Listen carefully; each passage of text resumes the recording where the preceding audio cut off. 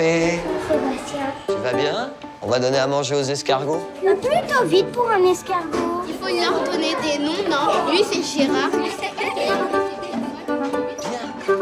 Bonjour à tous les enfants. Bonjour Sébastien. Lors de la présentation du programme de Viginature École aux enfants, on avait invité Sébastien Turpin du Muséum d'Histoire Naturelle. Viginature École, c'est un programme de sciences participatives où des scientifiques appellent les élèves, et donc leurs enseignants, à collecter des données sur la biodiversité. On propose pour l'instant 9 protocoles. Concrètement, on va pouvoir compter des oiseaux, des escargots, des vers de terre ou des plantes, renvoyer les données aux chercheurs du muséum pour qu'ils puissent faire leur travail d'analyse et de recherche.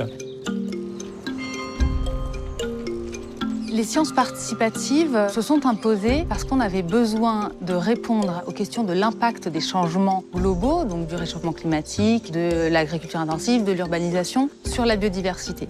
Et donc pour ça, on avait besoin de beaucoup de données, à la fois sur des larges échelles spatiales et aussi temporelles.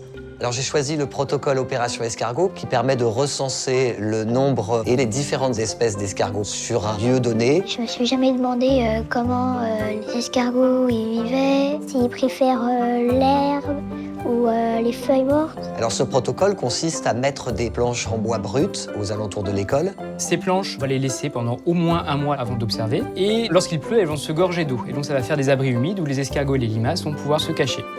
Cette planche, il ne faut pas qu'elle bouge. L'idée, c'est de préparer des petites affiches pour sensibiliser les gens au fait de ne pas soulever la planche. Nous avons choisi différents lieux pour déposer les planches. Est-ce qu'on a bien posé la planche sur un terrain assez large? Oui. Ok. C'est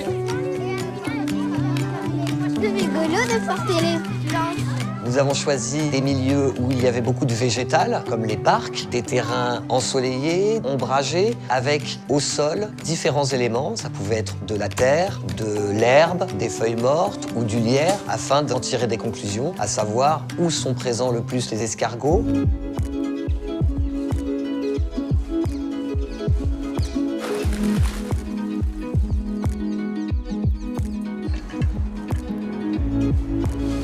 Le Club Développement Durable, ça fait maintenant 3-4 ans qu'il existe. Il se tient donc une fois par semaine, le jeudi après-midi. On a essayé de varier un peu les actions qu'on proposait. On a ramassé les feuilles mortes pour faire des abris à hérissons, mis en place le compost. Et puis on a travaillé sur le programme Viginature École avec l'observation des oiseaux. Alors l'idée aujourd'hui, c'est d'apprendre à reconnaître un petit peu les oiseaux, de comprendre le protocole, la façon scientifique de regarder et de compter les oiseaux. Ce protocole, il est fait par plein d'autres écoles partout en France. Il faut que tout le monde suive les mêmes étapes. Bonjour à tous.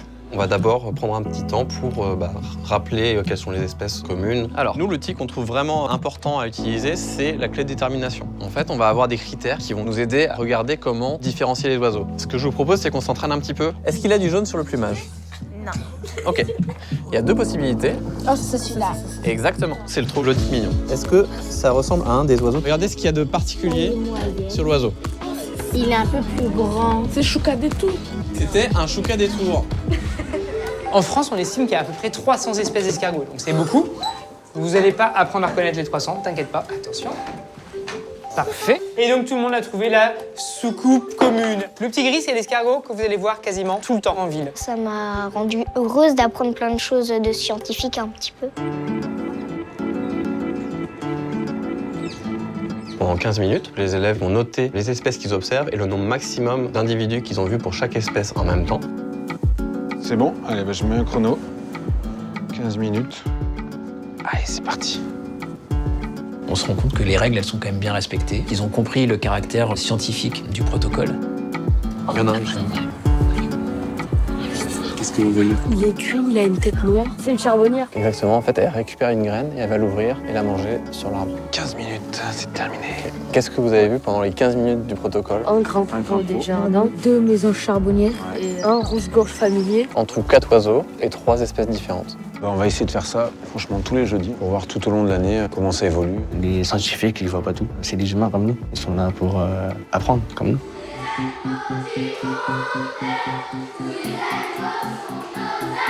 Lors de la deuxième phase de l'opération, nous sommes allés dans les différents endroits où nous avions posé les planches. Il y en a un là, et devant, et deux.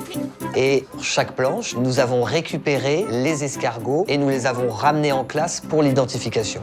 Ce qui m'a le plus plu, c'est quand on a trouvé les escargots, c'est comme un trésor, mais en vivant. Je vous donne la planche numéro 1, celle qui était sur la pelouse dans le square. Combien d'escargots déjà? 3. Celui-ci, vous avez dit que c'était le petit gris. Après, celui-ci, c'est un bébé. On le reconnaît parce que tu vois, il a le bord de la coquille tout fin. Ça m'a plu d'aider les scientifiques, qu'on apprend beaucoup plus de choses, un peu plus vite. Qu'est-ce qui vous semble pouvoir expliquer la répartition des escargots? Ils aiment bien les endroits qui sont confortables, avec un peu de feuilles pour qu'ils mangent surtout.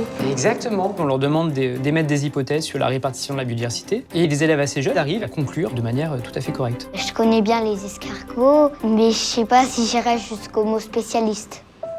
Les protocoles ont été pensés pour qu'ils s'intègrent au mieux dans les programmes scolaires et de rendre concret ces questions autour de la biodiversité. C'est un concept assez flou pour eux, la biodiversité, dans toute l'implication que ça peut avoir au niveau des écosystèmes, par rapport aussi à tous les êtres vivants qu'on n'observe pas, comme les micro-organismes et tout ça. Mais ils comprennent bien que ça a trait au nombre et à la variété. Au début, ils disaient « mais madame, il n'y a que des pigeons de toute façon à Bondy ». Et quand ils se sont rendus compte qu'ils voyaient des moineaux, des mésanges, des geais des chênes, tout d'un coup, effectivement, ils se sont dit « mais en fait, autour de nous, il y a plein d'oiseaux différents ».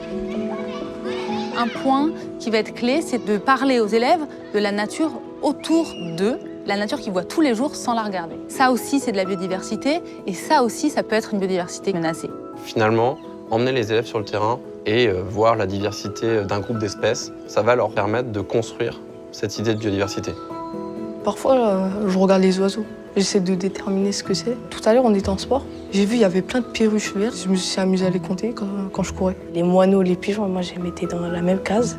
Alors que maintenant, plus de distinction. Pour avoir envie de protéger la biodiversité, il faut la connaître. Donc vraiment, l'idée du programme, c'est aussi de reconnecter les élèves à la nature.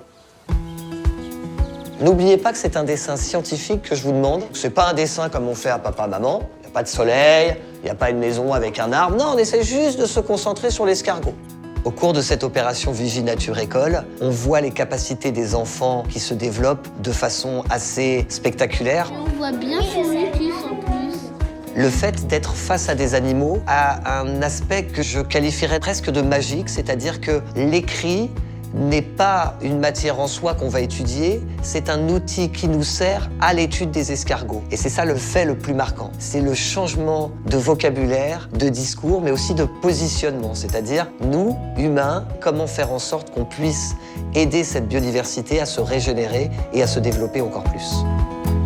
Quand on a décidé de faire ce projet, on était convaincus que ça apporterait quelque chose, tant à notre enseignement qu'à la relation qu'on noue avec les élèves. Ils sont très impliqués, même parfois au-delà de ce qu'on pouvait imaginer. Aller compter des escargots et des vers de terre, ils vont nous rire au nez, mais en fait, non, ça leur plaît vraiment, quoi. On part de quelque chose de très concret, et après, on peut en faire ce qu'on veut, soit on peut l'ouvrir sur d'autres thématiques, d'autres problématiques. C'est très positif.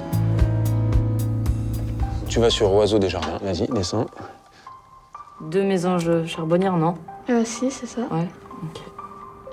Dans les sciences participatives, il y a quelque chose qui va être très important, c'est le retour qui va être fait aux observateurs. Donc c'est bon, à Bondy, ils ont bien saisi les données. Tous les 2 mois, on publie une newsletter qui va vulgariser un article scientifique publié par notre équipe de recherche. Et chaque année, on envoie un bilan de participation qui permet aux classes de pouvoir analyser leurs données. Si j'ai vu 3 espèces d'insectes et 5 individus au total, est-ce que c'est beaucoup ou pas beaucoup par rapport aux autres établissements? Et pouvoir agir sur la biodiversité en fonction de ça.